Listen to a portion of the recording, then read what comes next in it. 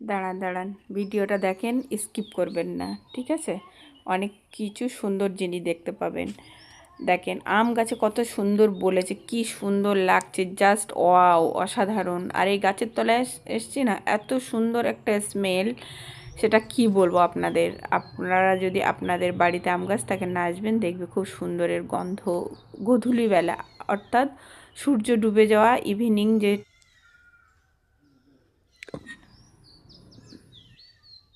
সেই টাইমটা।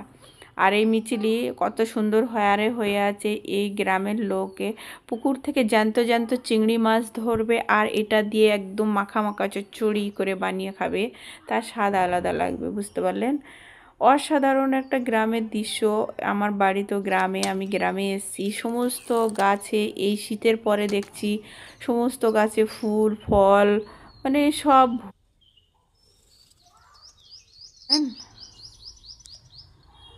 আর সব গাছে, লেবু থেকে শুরু করে প্রতিটা গাছে ফুল ধরেছে, ফল ধরেছে।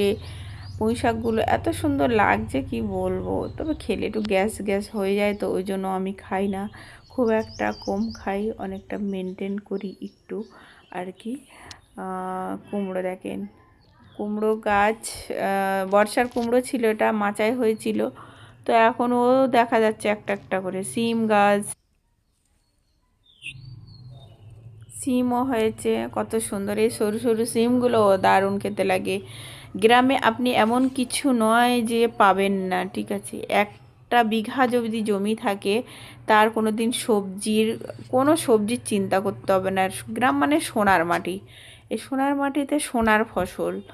আমরা কোনো চিন্তা নেই, কোনো দুঃখ নেই, দুবেলা দুমুঠো চাল হলেই ইনশাল্লাহ চলে যায়।